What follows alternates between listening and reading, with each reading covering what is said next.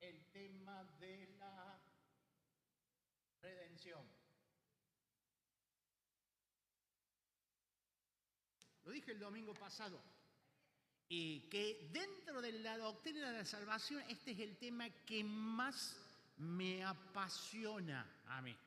A tal punto que me entré a verlo y me largué a buscar y me quedé y bueno, y no lo voy a terminar hoy. ¿Pero por qué? Porque es tan profundo. Yo lo ejemplificaba la otra vez que es como las profundidades del mar. Tuve oportunidad de visitar un acuario y donde hay 40 millones de litros de agua dentro de ese acuario en el cual vos vas caminando y ves los peces. Y es inconcebible que pueda existir eso, una pequeñísima fracción en unos cuantos millones de litros de agua y ver lo que Dios creó allí. Y pensar que eso es una pequeñísima parte de un mundo. Algo así es cuando nosotros nos sumergimos en la palabra de Dios. Y hablar del tema de la redención es un tema que a mí me apasiona. Tema que, como dije el domingo pasado, usualmente no lo escuchamos. Ya no escuchamos hablar de la redención y no escuchamos de redimir, que es un concepto parecido a libertad, a dar libertad, a de rescate, liberación, aunque sí lo mencionamos en el himno nacional. Otro día cantó jugó Argentina y decimos, oíd el ruido de rotas cadenas, libertad, libertad, libertad. Vivi me mostraba esta mañana un video de una nenita que estaba cantando el himno nacional y le pregunta, ¿qué es Gloria morir? Y Gloria es la mamá de no sé quién. Y libertad tampoco es la mamá de otra. Claro, las letras han quedado un poquito desactualizadas en el contexto. Los chicos se aprenden la letra, pero hay una verdad. Lo dije en el mensaje esta mañana, lo reitero ahora, 2 de las canciones que cantamos al último de la reunión nos hablan de la redención. La primera, que era el himno, creo que es el 508 del himnario, le saltaron la estrofa donde habla de la redención.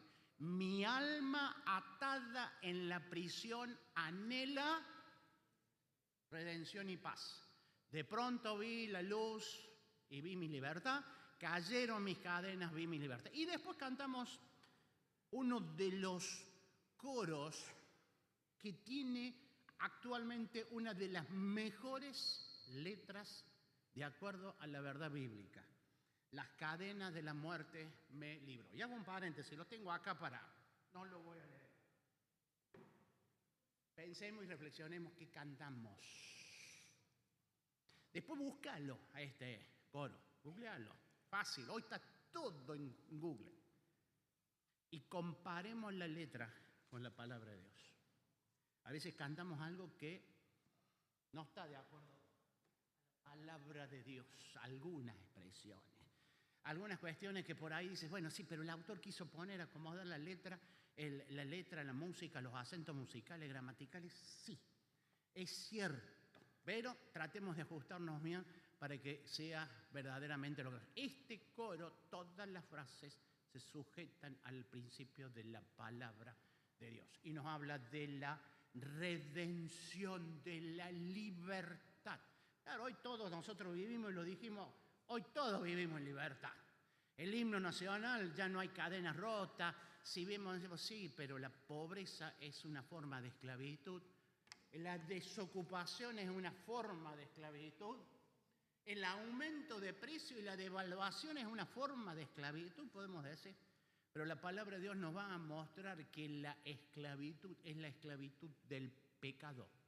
Y vimos el domingo pasado que en el contexto actual era muy común, en el mundo antiguo, en el mundo de la época del Antiguo Testamento y en el Nuevo Testamento, en el mundo romano, en el mundo de los egipcios. La palabra redención, no sé si lo dije el domingo pasado, ¿alguno se acuerda alguna palabra donde aparece en el Antiguo Testamento la palabra redención o redentor? Job. Bien, allá al fondo se escuchó Job. Job creo que 19, yo no sé si lo tengo anotado por acá. Job dice, yo sé que mi Redentor vive.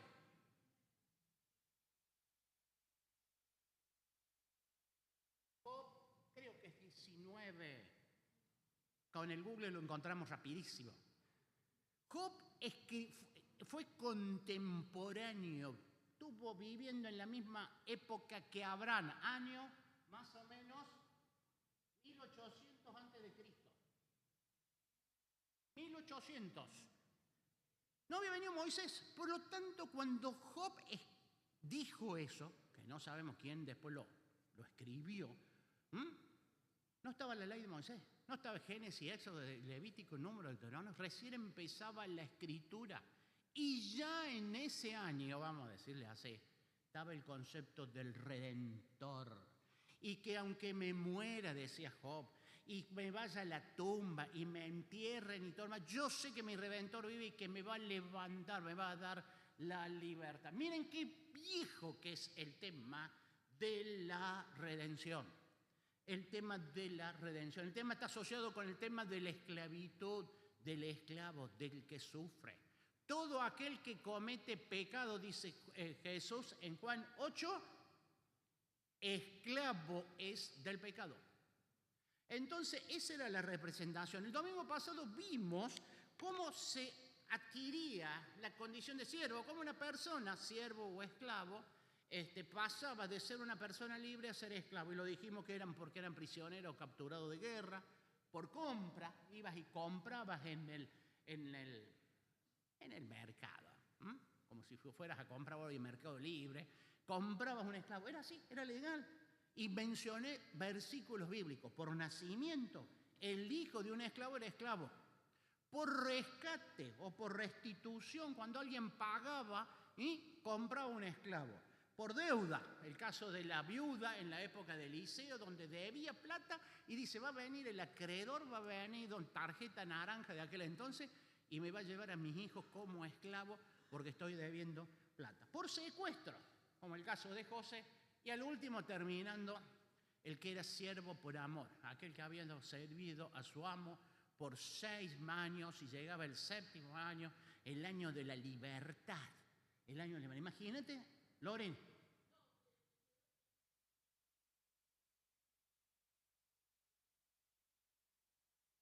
Con ese tema termino hoy, Loren, porque me quedé. Me fui a ver el Redentor y me quedé, me perdí, me sumergí y me perdí. Ya lo vemos, justamente, no lo mencioné el domingo pasado. El siervo por amor, aquel que habiendo servido a su amo y al cabo de 7 años, el 7 años cuando el esclavo era judío, mejor dicho, era israelita, quedaba libre. 6 años servía a su patrón y al 7º día le daban la libertad, le firmaban la carta, le daban la libertad. Pero dice, porque yo amo a mi Señor, me voy a quedar para siempre como siervo. Entonces dice, ¿se acuerdan? Lo llevaba, le dice, bueno, vení, vamos a ir a firmar el acta, el contrato vitalicio que vos vas a ser siervo por amor siempre, lo llevaban a la puerta de la ciudad, y ahí estaba el marco de la puerta, que no era un marquito de 10, sino tenía su buena medida en palma, se medía con la mano. Y ahí en esa madera traspasaba la oreja, tenía que poner la oreja, el lóbulo de la oreja, así, así, y venía y le clavaba con una punta, con un punzón, con una lesna, dice, y llevaba para siempre la perforación que era siervo por amor. Eso representaba, ejemplificaba lo que hizo Cristo, quien siendo Dios, siendo hijo de Dios, con todos los privilegios, nada retiene al descender, cantamos, sino su amor y deidad. Tomó forma de siervo. No tomó forma de príncipe, que era príncipe porque era hijo de David, tenía derecho al trono, lo sigue teniendo. No tomó forma de gobernante, no tomó la forma de general, no tomó la forma de libertador, de guerrero, tomó la forma de siervo. Y estando en la condición de siervo, se humilló para ser obediente hasta la muerte y muerte cruz. tomábamos Salmo 40, Hebreos, donde ahí el salmista, salmo mesiánico, dice: has perforado nuestros oídos, está refiriéndose a la figura de Jesús. Seguimos con el Antiguo Testamento, para entrarnos después. ¿Cuál era la figura, la representación más palpable que tenía en la antigüedad, principalmente el pueblo de Israel? Las ramas originales del olivo de Dios. Vamos a continuar con el mensaje de esta mañana. Ya que el olivo es las bendiciones de Dios. Israel eran las primeras ramas. ¿Cuál era la imagen gráfica de esa redención, de esa libertad que tenía el pueblo de Israel? ¿Cuál era? La liberación de Egipto. Claro, fueron liberados más o menos ¿cuántas personas? ¿Se acuerdan? Más o menos un número, no es exacto. ¿Cuántos salieron? Más o menos. La Biblia dice que salieron 600.000 hombres masculinos, no como género. Se calcula que pueden haber salido unos 2.500.000. Si yo lo multiplico por 4, que me estoy quedando corto. Pero también salió más gente. Así que 3 millones, 4 millones, era muchísimo gente que salió de Egipto. Y Dios le recalca a Israel, y lo vamos a leer en algunos versículos, nada más. Éxodo.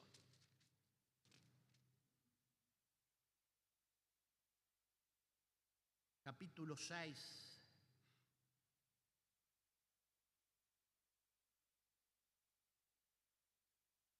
Habla Dios con Moisés y dice 6.1, y el Señor les respondió a Moisés: ahora verás lo que voy a hacer con el faraón. Realmente yo por mi mano poderosa va a dejar que se vayan. Solo por mi mano poderosa va a echarlos del país. En otra ocasión Dios habló con Moisés y le dijo: yo soy Señor, me aparecí a Abraham, a Isaac y a Jacob bajo el nombre del Dios Todopoderoso, pero no me revelé el verdadero nombre, que es Señor, o Jehová, o Yahvé. También con ellos confirmé mi pacto de darle la tierra de Canaán, donde residieron como forasteros. He oído además el gemir de los israelitas, a quienes los egipcios han esclavizado, y recordado mi pacto. He aquí, ve a decirle a los israelitas: yo soy el Señor. Voy a quitar de encima la opresión de los egipcios. Voy a liberarlos de su esclavitud. Voy a liberarlos con gran despliegue de poder y con gran actos de justicia. Esta frase se lo dijo Dios a Moisés antes que Moisés fuera a Egipto. Y esta frase se repite permanentemente en el libro de Éxodo, en Deuteronomio, en Levítico. Ustedes eran esclavos y yo, Dios, los liberé. En otra ocasión, versículo 13, el Señor habló con Moisés y Aarón acerca de los israelitas y del faraón rey de Egipto, y le ordenó sacar de Egipto a los israelitas. Estoy buscando. Éxodo 13.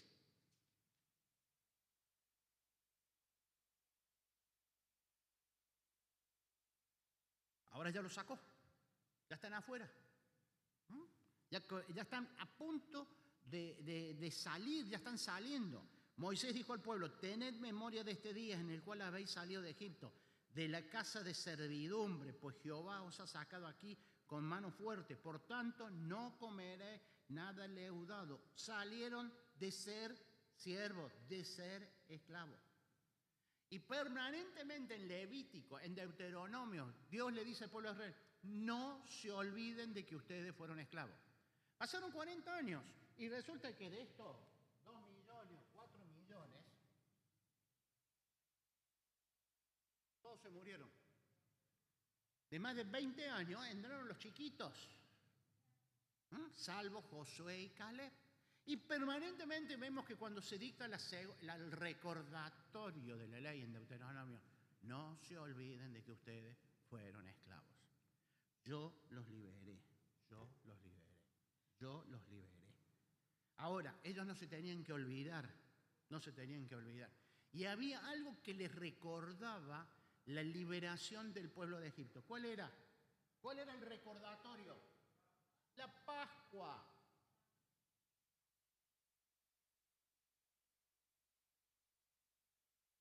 La Pascua para el pueblo de Israel, perdón la comparación, era como el 9 de julio nuestro.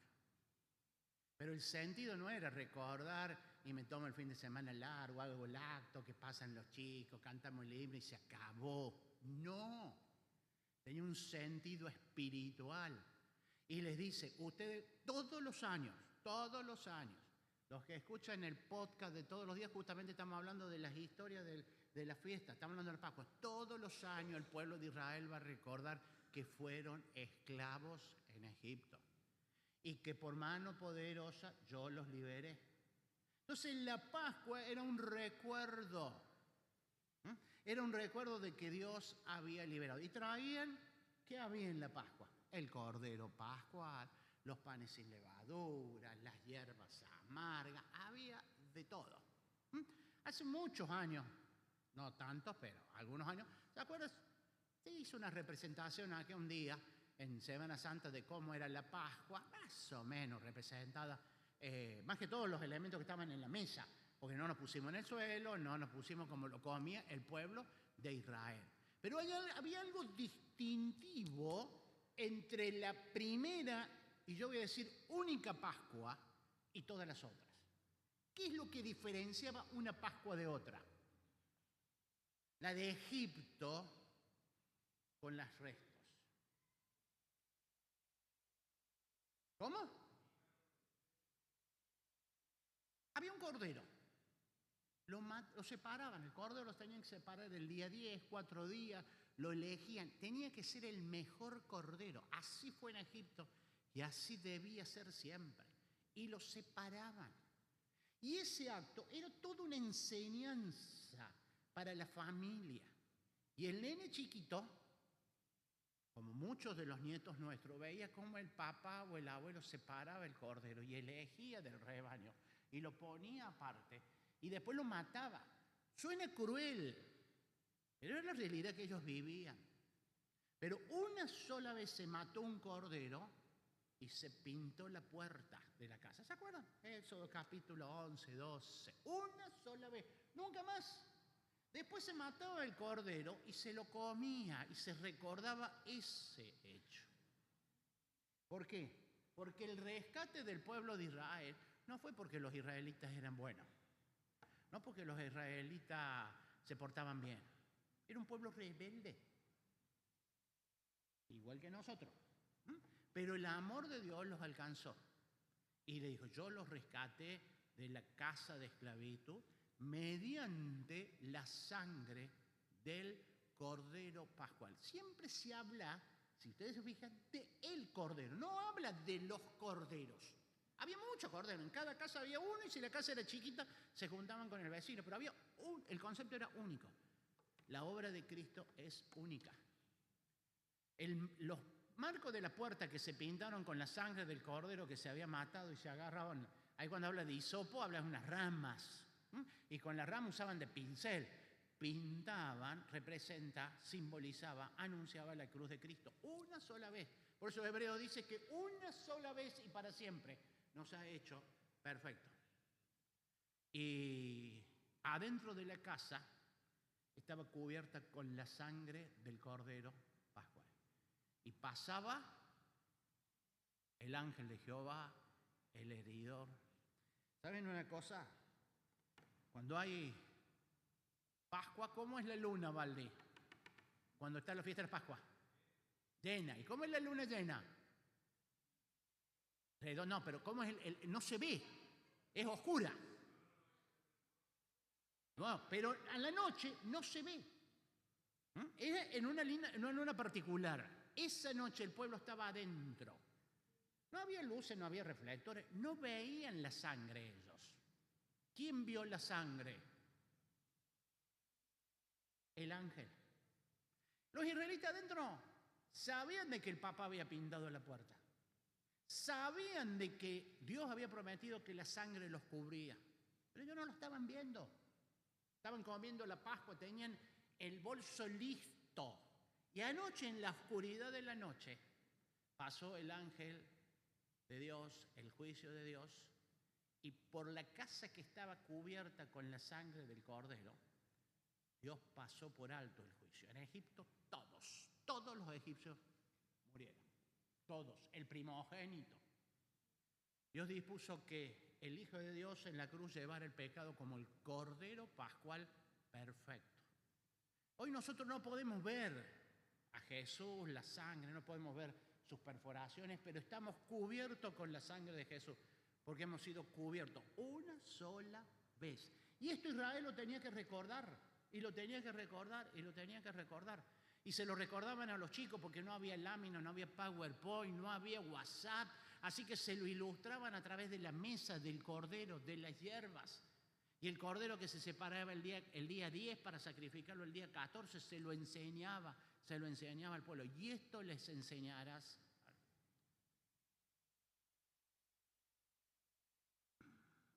Éxodo 7, versículo 16. El pueblo de Israel estaba en esclavitud. ¿Quién era su amo, su rey, su jefe, su señor? Faraón. La tierra era la tierra de Egipto. Éxodo 7:16.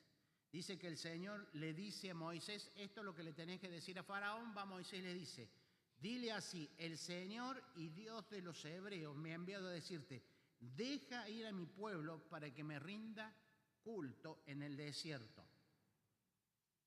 La demanda de Dios era, deja ir a mi pueblo a que adore en el desierto. Hay un diálogo interesante en las 4 oportunidades que Moisés reclama. Faraón dice que no, Dios manda las plagas, vuelve a tener otro encuentro y como que Faraón va haciendo algunas concesiones. Y porque está sintiendo el peso de las plagas sobre el pueblo, sobre la riqueza, sobre su dominio. A él no le tocó nada, pero está sintiendo que cuando convirtió el agua en sangre y afectó parte de su dominio. Pero siempre Faraón les dijo al pueblo, no les voy a dar la libertad. Primero les dijo, ofrezcan sacrificio ¿a dónde? En Egipto. Y la premisa de Dios es, dejan Egipto y nunca más vuelven. No se puede ofrecer sacrificio, alabanza, adoración, vida espiritual en Egipto. Tiene que haber libertad. El pueblo de Israel nunca más volvió a Egipto. Fue esclavo en Babilonia. Fue esclavo del Imperio Romano. Sufrió la persecución de los sirios, del Imperio griego, pero nunca más volvió a Egipto. Algunos volvieron, pero no como pueblo, porque Dios le dio la libertad sobre eso. Y es interesante porque después Faraón va haciendo algunas concesiones. Te voy a dar un poquito. Dice, vayan los hombres, pero dejen las mujeres y los niños. Y Moisés, por enseñanza de Dios, es terminante. Todo. Hay una expresión que es ilustrativa. Ni una pezuña, dice Gabriel, va a quedar aquí. Es muy interesante. Creo que un par de hermanos en alguna oportunidad dieron unos mensajes acá compartiendo todo. El enemigo quiere quedarse con algo, con las mujeres, con los niños. El enemigo quiere tenerte algo. Pero Dios nos da verdadera libertad. Si elijo os libertare, seréis verdaderamente libres. Entonces Israel, si bien 2,5 millones de personas sintieron la libertad, vivieron la libertad, disfrutaron la libertad. Pasaron 40, 50 años y los que habían visto la libertad eran muy chiquitos. Ya no se le acordaban, pero se tenían que acordar. Y permanentemente Dios le dice, ustedes fueron esclavos. Traten a los siervos con clemencia, traten a los siervos con amor.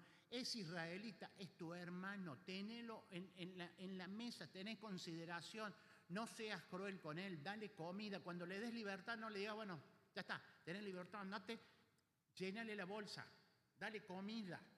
Porque él también, vos también, en nuestros antepasados fueron esclavos. Y había creado Levítico 25 vamos a llamarlo una figura, que era el Redentor. En hebreo es Goel, el Redentor, que era la persona que podía rescatar, siempre pagando algo. Siempre había que pagar algo. En Egipto se pagó simbólicamente, vamos a decir así, con la muerte del Cordero de Pascual, en el cual pintaron. Levítico 25. Versículo 25. En el caso de que uno de tus compatriotas se empobrezca y tenga que vender parte de su heredad familiar, su pariente más cercano redimirá lo que su hermano haya vendido. Si el hombre no tiene a nadie que pague el rescate a su favor, él mismo llega a prosperar y consigue lo suficiente para rescatar su propiedad. Deberá calcular el número de los años transcurridos desde la venta y reembolsar el saldo a quien lo haya comprado, así podrá volver a su propiedad. Pero si no consigue lo suficiente para rescatarle, la tierra quedará en posesión del comprador hasta el año del jubileo, que era cada 50 años, cual el que la vendió la recobrará y así volverá su heredad. Y después sigue hablando. Habla acá del rescate y da algunas características de ese rescate. ¿Quién podía rescatar? No cualquiera podía ser redentor o rescatador. Tenía que ser pariente, familiar, más cercano posible. Supongamos, una persona tenía, dice acá, heredad, una propiedad, campo, animales, poquito, mucho, no importa. No tenía descendencia o la pierde por causa de que viene otro y se la compra porque debía, como hemos visto. Un familiar cercano, el hermano, si tenía hermanos, si no tenía hermanos, había mucha mortandad, el índice de mortandad era alto. Podía ser un primo, un sobrino, iban viendo lo que nosotros vemos en el árbol genealógico. Y el más cercano podía, como dice acá, podía rescatar, redimir, iba y compraba. Dice, che, mi primo te quedó debiendo. ¿Cuánto te quedó debiendo? Y me quedó debiendo 10.000 pesos. Y bueno, yo me quedo con el campo hasta recuperar esa deuda. Yo te lo voy a redimir, yo lo voy a rescatar, yo lo voy a comprar. ¿Cuánto vale? Había que hacer un cálculo porque a los 50 años volvía todo foja cero. Entonces, redimía, compraba y rescataba, no para sí, sino en nombre del familiar que lo hacía. Esto lo había establecido Dios en el pueblo de Israel, el Redentor. Tenía que ser parientes cercanos. Segundo, tenía que tener capacidad para rescatar. No tenía plata, ¿qué iba a rescatar? Si no tenía plata, ¿con qué iba a rescatar? Porque tenía que haber un pago. ¿Sí o sí? Y después tenía que haber voluntad. Bien. Voluntad. Tenía que haber voluntad, decisión. Sí, yo lo voy a rescatar. Yo lo voy a rescatar. Porque era mi primo, mi cuñado, mi abuelo, no qué sé. Voy y rescato. En la Biblia, esto se tiene que haber aplicado algunas veces. Ha quedado registrado una historia donde está representada, que es la que mencionó Lorena y la que muchos se recuerdan, que está en el libro de Ruth. Y hay muchos detalles. Entonces yo cuando fui a ver ahí el Redentor, el Goel de Job, está representado allí y ahí el libro de Ruth, el Espíritu Santo lo presenta para mostrar el Redentor bajo ese contexto social. Hoy no existe, en nuestra sociedad no existimos el Redentor, no existe esa forma. Era ese contexto, en ese momento donde el pariente cercano que tenía capacidad y que tenía voluntad o decisión de redimir, iba y redimía aquella propiedad o alguno que había quedado, vamos a decir, esclavo, como si fuera en la cárcel, no estaba esclavo porque había quedado debiendo. Yo te voy a redimir, yo te voy a rescatar. El libro de Ruth, cortito, que se pierde ahí cuando estamos pasando de jueces, nos narra la historia de una familia. Y no era la familia de Ruth. No era la familia de Ruth. Ruth es el personaje, los que lo han leído vuelvan a leer, los que no lo han leído léanlo como si fuera una serie de Netflix, primer capítulo, segundo, porque es apasionante. Pero la verdad bíblica, la enseñanza más allá del contexto histórico, porque resulta que le da el nombre al libro, le da el nombre a la serie, una persona que no era de la familia de Israel. Porque no se llama Noemi o Elimelech. Ellos eran de la tribu, vamos a Ruth, vivían en Belén. En Belén. ¿Ruth de dónde era? Moabita.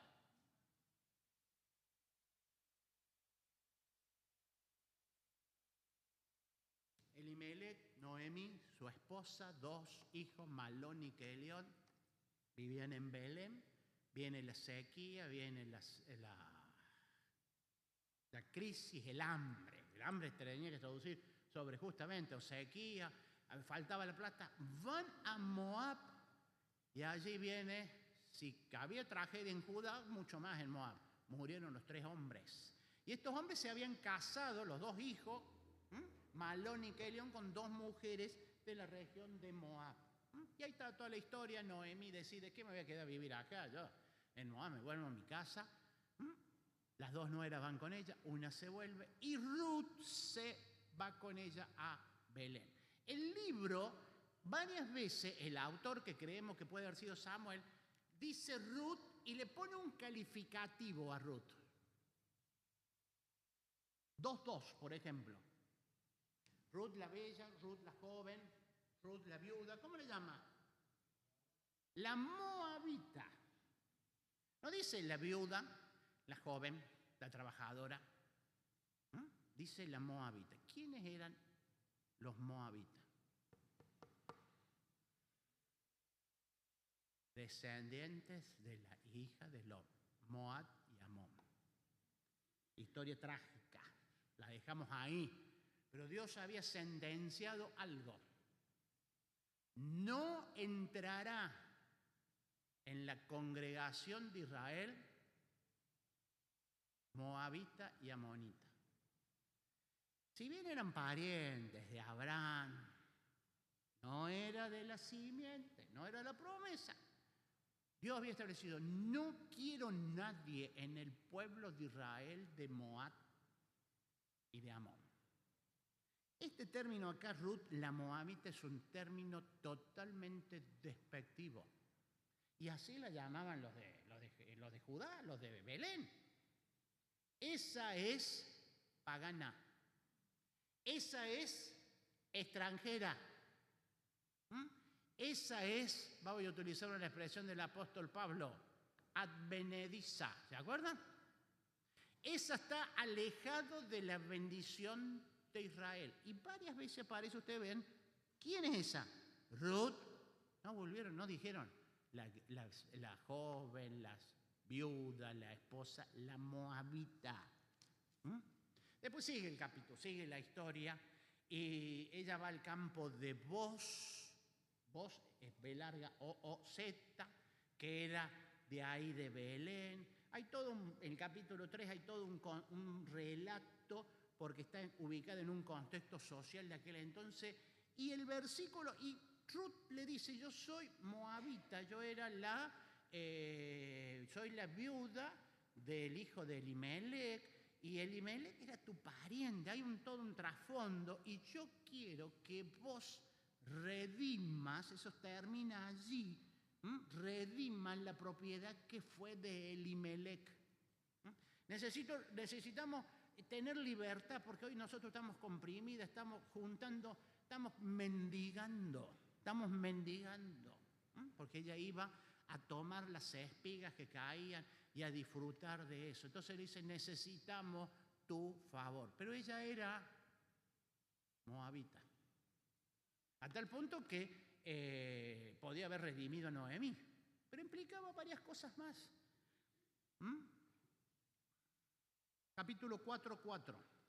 Vos, por su parte, después de que tiene esto que Ruth en la noche le dice, necesitamos que vos rescates todo lo que era de Kelión, hijo de Elimelec, bajo el contexto que leímos, Levítico capítulo 25. Esa era la norma. Vos, por su parte, subió hasta la puerta de la ciudad y se sentó allí. Y en eso pasó el pariente redentor que le habían mencionado. Vení acá, vení, vamos a hablar, séntate. El hombre fue y se sentó. Entonces vos llamó a 10 ancianos de la ciudad y le dijo, siéntense aquí, vamos a tener una entrevista, una charla. Vamos a tener una entrevista. A la puerta de la ciudad donde se arreglaban los problemas, es como si fuera un pequeño tribunal.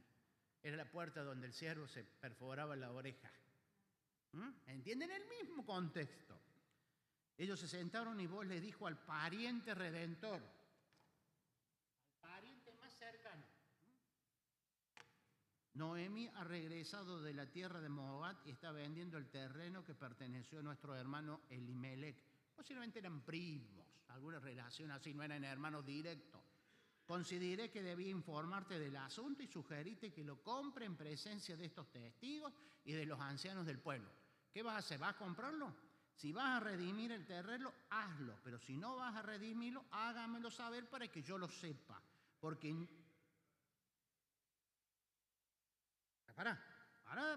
ningún otro tiene derecho de redimirla sino tú y después de vos, yo. Posiblemente haya sido mayor o en otra línea del árbol genealógico. Y yo tengo ese derecho, pero no te corresponde a vos. Entonces, este señor que en la versión Reina Valera le llama fulano, dice ese fulano, yo lo voy a redimir, yo voy a comprar el campo, así pagamos todas las deudas y va a volver a manos de la familia de Elimelec. Pero vos le aclaro, el día que redimas el terreno de Noemí, de Elimelec, adquirirás también a Ruth, ¿cómo dice? La moabita, le aclara, viuda del difunto, a fin de conservar su nombre junto a la heredad. Guarda, te llevas el campo, las ovejas que quedaron, hay que pagar, pero junto te llevas a la moabita, nuevamente esa expresión. Ruth, extranjera. Dentro de los extranjeros era de los que Dios había dicho, no quiero que entren nunca. Eso es lo que está diciendo acá moabita. No entrará en la congregación amonita ni a moabita y moabita. Pero dice, cuando vos vayas a redimir, incluida basta. Suena feo, la mujer. Y tú vas a tener que redimir a la mujer y vas a tener que tener hijos en descendencia de... Porque eso era el rescate. No solamente la propiedad, no solamente las vacas, las cabras, sino también la mujer. Eso estaba en otro versículo que no lo hemos leído. Versículo 6. Entonces dijo el pariente más cercano, el fulano, no puedo redimirlo. Respondió el pariente redentor, porque podría perjudicar mi propia herencia. Claro, él tenía familia, él ya tenía hijos. Indudablemente dice, no, porque estoy trayendo afectar mi propia familia, mi propia herencia. Redímelo tú, te cedo el derecho. Yo no puedo ejercerlo. En aquellos días, dice, para ratificar la redención, estoy leyendo, o el traspaso de una propiedad, en Israel una de las partes contratantes se quitaba la sandalia y se la daba al otro. Así se acostumbraba a legalizar los contratos de Israel. Claro, no había papel, no había lapicera. Entonces, el fulano se sacó la sandalia y decía, esto, toma, acá está. Yo renuncio a mi derecho y vos redimí, vos sos ahora el redentor. Yo te transfiero el derecho. cómpralo tú. Se quitó la sandalia y le dio la posesión. Y dice la palabra de Dios que a partir de ese momento vos redime la propiedad, compra la propiedad, empieza a pagar todo ese desastre que había quedado y junto con eso toma, dice allí, versículo 13, así que vos tomó a Ruth y se casó con ella. Y cuando se unieron, el Señor le concedió quedar embarazada, de modo que tuvo un hijo. Si ustedes se fijan acá, así que vos tomó a Ruth, no dice la amonita, la moabita, porque a partir de él la había adquirido, la había comprado, la había comprado. Y vos y Ruth, después tuvieron, dice que tuvo hijos, Noemí pasó a ser abuela, como si fuera del corazón, porque eran los hijos de Ruth, como si fueran los hijos, legalmente era como el hijo era nieto de ella, y vino a ser descendiente, abuela, bisabuela, tatarabuela de el rey David. Esto está representando, está simbolizando que alguien que no estaba en el pueblo de Israel, que era desechado, descartado, era lo peor, era pecador, porque su comienzo había sido desastroso. Como comenzó Moab, es desastroso. Dios rescató de eso por medio del pariente cercano que tenía capacidad y voluntad. Esto es un cuadro, es una representación del Señor Jesucristo como nuestro Redentor. Porque Dios no envió un Redentor en un ángel, no, mandó un ángel. Hay millones de ángeles, pero tenía que ser ¿qué? Familiar cercano.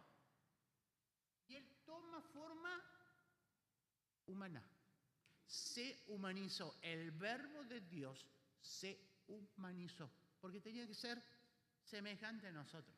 Por eso Hebreos, dejo la cita, Hebreos 2, 14, 16, 4, 15. Él se hizo hombre semejante a nosotros. Lo mismo cuando dice que nos llama nuestros hermanos.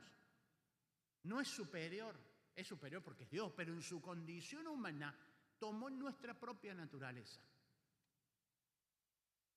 Tenía capacidad para redimir. Tenía capacidad y tuvo voluntad. Señor, cuando ora, no se haga lo que yo quiero, sino lo que tú quieras. Nadie me quita la vida. Lo busco, Juan 10, 11, 17 y 18.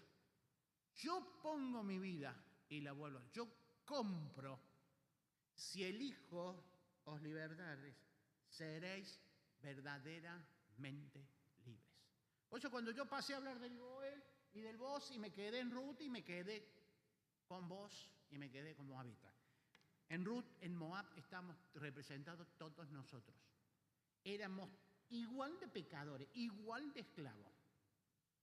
Lo que dice Efesios 2, en aquellos tiempos estábamos alejados de los beneficios, de los privilegios, de la bendición, y estábamos sin Dios, sin Cristo y sin esperanza, dice Efesios 2:13. Éramos tan pecadores como nosotros. Y nosotros deberíamos llamarnos David el pecador, el condenado, el esclavo. Y no había nadie que nos pudiera redimir. Nadie, ni nada, ni la religión, ni la iglesia 24, ni la iglesia de ningún tipo, ni ningún grupo nos iba a redimir. Ni un ángel, el Redentor. Y Jesucristo se hizo cercano a nosotros. Hizo y pagó el precio. No dice acá cuánto pagó en términos monetarios, pero vos pagó y redimió. Cristo pagó en la cruz nuestro rescate, sabiendo que fuisteis, dice Pedro, rescatados, redimidos, no con oro y plata, sino con la sangre preciosa como de un cordero Sin mancha. Yo cuento una anécdota que leí en un libro secular, de una historia. En los años 70 se daban los secuestros que yo mencioné el domingo pasado. Y por ahí secuestraron a un empresario muy grande del grupo Bunge y Bor. Y ellos pedían, los secuestradores, ¿alguno sabe cuánto era lo que pedían? 60 millones de dólares. Hoy son 300 millones de dólares. Los que secuestraron, Bunge en su libro, uno de Jorge Bor, le dice a a los secuestradores, ¿ustedes tienen noción cuántos son 60 millones de dólares? Y le pedían en billetes chicos.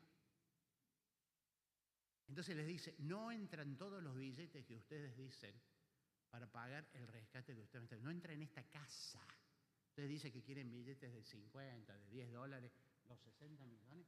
No entran, porque ustedes no tienen noción. Ustedes en su vida han visto $1 millón, le dice Jorge Bor. Yo cuando lo leí en el libro, me lo llevé a Pedro.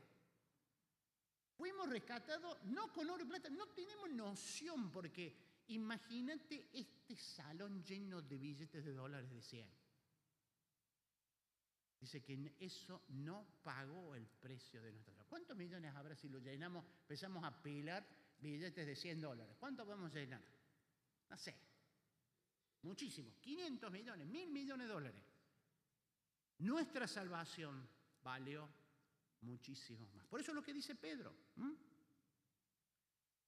Ustedes saben muy bien, el precio de su rescate, 1 Pedro 18, no se pagó con cosas perecederas como el oro, plata, pesos, dólares o euros, sino con la sangre preciosa de Cristo, como de un cordero sin mancha.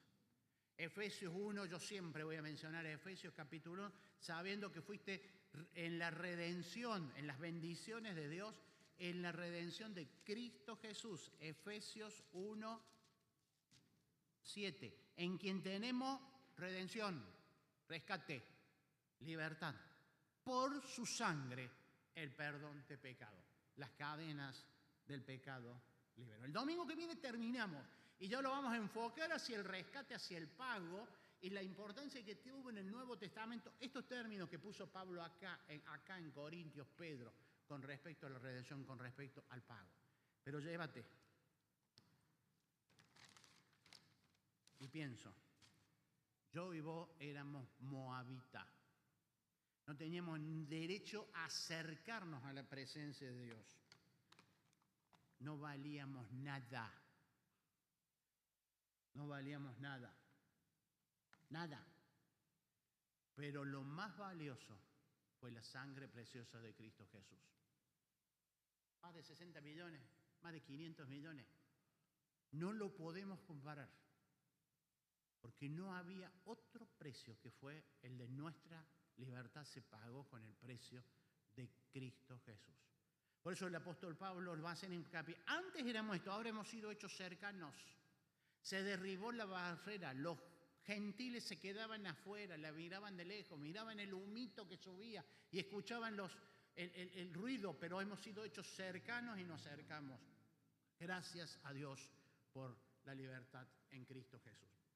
Padre nuestro, te damos gracias por este tiempo.